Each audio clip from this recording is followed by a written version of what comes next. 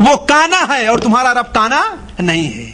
اور ایک بڑی بہترین علامت اللہ کے رسول نے بیان جس سے اللہ دجال کو پہچانا جا سکتا ہے, بڑی واضح علامت ہے, وہ یہ کیا ہے؟ آپ نے بتایا, مسلم شریف وغیرہ کے اندر ہے, تم میں کا کوئی بھی شخص اپنے رب کو اس وقت تک دیکھ نہیں سکتا اب تک کہ وہ مر نہ جائے.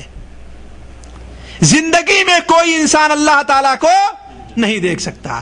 کوئی آدمی دعویٰ کرتا ہے تو جھوٹا ہے وہ, چاہے کتنا بڑا پیر ہو, چاہے جتنی لمبی اس کی داڑھی ہو, چاہے جتنی بڑی اس کی توند ہو, چاہے جتنا لمبا کرتا پہنتا ہو, وہ اگر دعویٰ کرتا ہے کہ ہم نے اللہ کو دیکھا ہے زندگی کی حالت میں جاگتے ہوئے, تو انسان کیا ہے؟ جھوٹا ہے, مکار ہے, دجال ہے, فریبکار ہے, وہ مسلمان نہیں ہے. حضرت عائشہ رضی اللہ تعالیٰ عنہا کی حدیث بخاری شریف میں ہے کہ اگر کوئی شخص یہ کہتا ہے کہ محمد صلی اللہ علیہ وسلم نے قیامت کی شب اللہ تعالیٰ کو تو دیکھا ہے تو وہ جھوٹا ہے. تو جب آپ صلی اللہ علیہ وسلم نہیں دیکھ سکتے تو عام آدمی کیسے دیکھ سکتا ہے اللہ تبارک تعالیٰ کو؟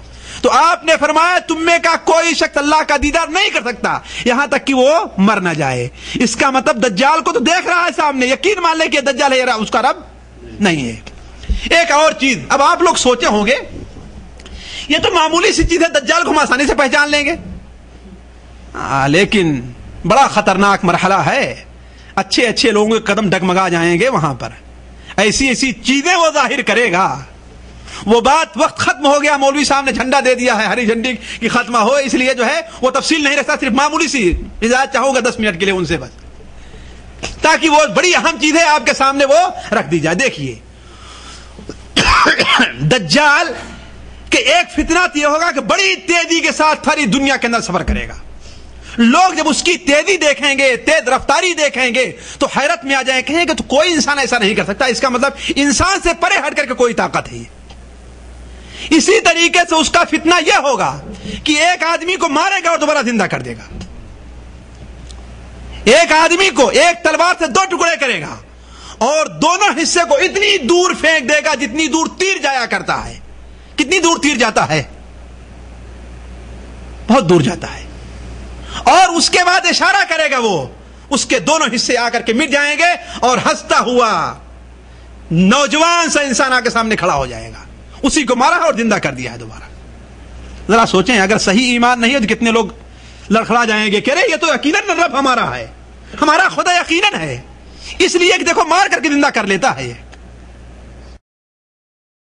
اسی طریقے سے حدیث شریف میں اس کا ایک فتنہ یہ بھی ہے کہ اس کا گزر کسی بدو کے پاس سے, بدو جانتے ہیں نا, کسی دیہاتی اللڑ کے پاس سے ہوگا, بدو کے پاس سے, اور کہے گا کہ اگر تیرے ماں باپ کو میں زندہ کر دوں, تیرے ماں باپ کو میں زندہ کر دوں, اور وہ کہہ دے کہ میں تیرا خدا ہوں, تو مجھے مانے کہ نہیں مانے گا؟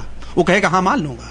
چنانچہ شیطان اس کے ماں باپ کی شکل میں فوراً کھڑے ہو جائیں گے اور کہیں گے اے بچے ان کو مان لے, یہ تیرے رب ہیں, یہ تیرے خدا ہیں.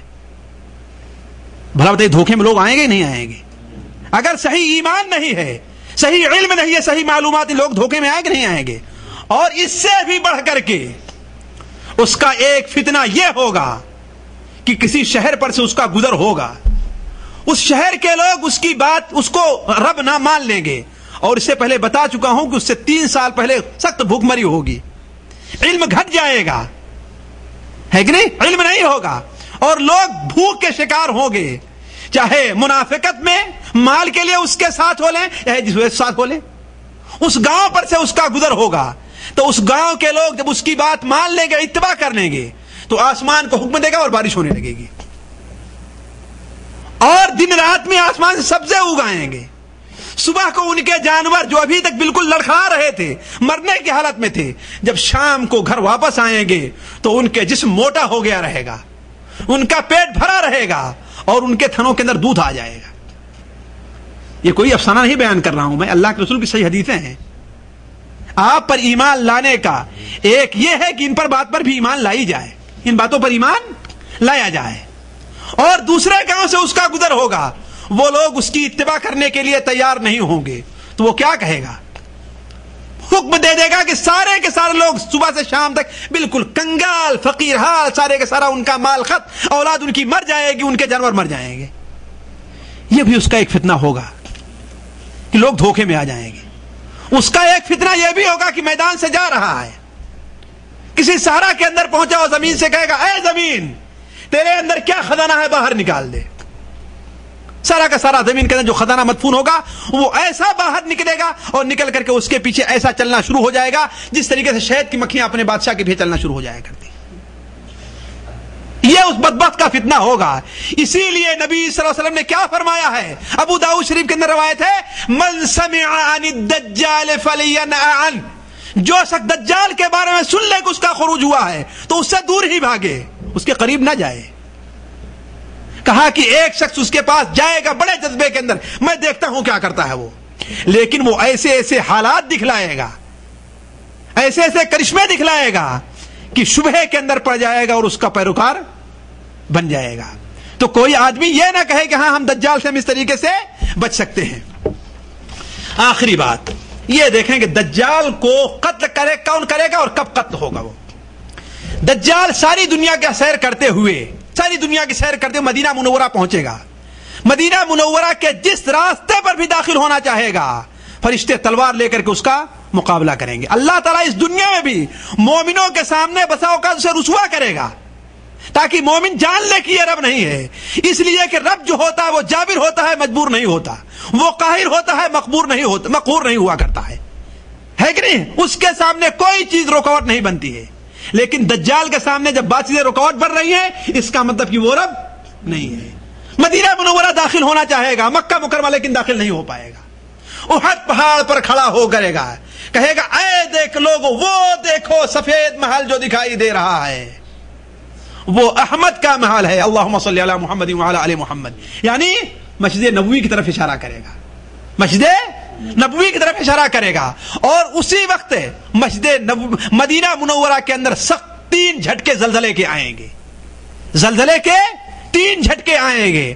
تو جتنے منافق مرد اور منافق عورتیں مدینہ منورہ میں ہوں گی سارے کے سارے نکل کر آ کے دجال سے مل جائیں گے، آ کے دجال سے مل جائیں گے.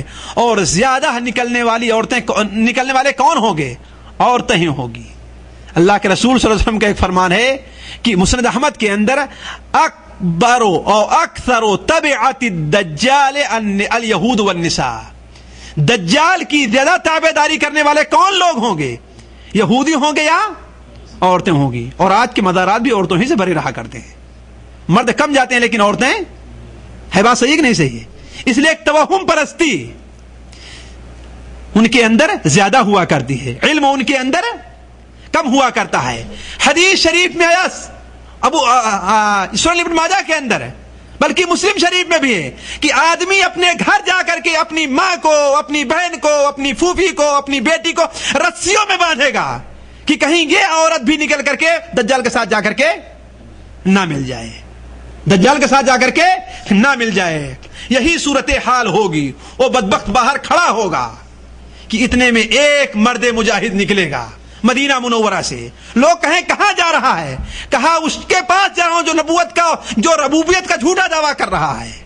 جیسے ہی مدینہ منورہ سے باہر آئے گا دجال کے ساتھی اسے پکڑ لیں گے اور کہیں گے تو کہاں جا رہا ہے؟ کہا اسی جھوٹے سے ملاقات کرنے کے لیے جا رہا ہوں. لوگ چاہیں اسے قتل کر دیں دجال کے ساتھی، لیکن پھر بعد میں کہیں کہ ارے قتل نہ کرو، کیا تمہارے رب نے یہ نہیں کہا ہے کہ میرے پاس لانے سے پہلے کسی کو قتل نہ کرنا؟ میرے پاس لانے سے پہلے کسی کو قتل نہ کرنا. اسے پکڑ کر کے دجال کے پاس لے آئیں گے.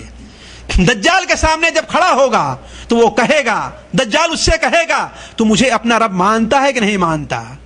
کہتا ہے تجھے کیسے اپنا رب مانوں گا، تو وہی کانا دجال ہے جس کی خبر ہمارے نبی حضرت محمد مصطفیٰ صلی اللہ علیہ وسلم نے ہمیں دی ہے.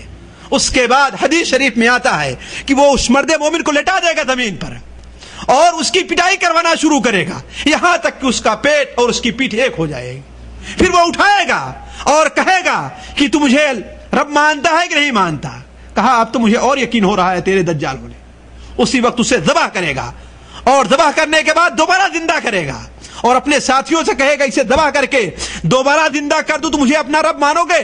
کہیں گے صاحب ہم تو پہلے ہی مان چکے، اب تو اور مان لیں گے آپ کو اپنا رب. اسے ذبح کر کے دوبارہ زندہ کر دیں تو چنانچہ ذبح کر کے زندہ کرے گا. پھر وہ کہے گا کہ اب تو مجھے تیرے دجال ہونے کا جتنا یقین ہے اتنا یقین کبھی بھی نہیں تھا.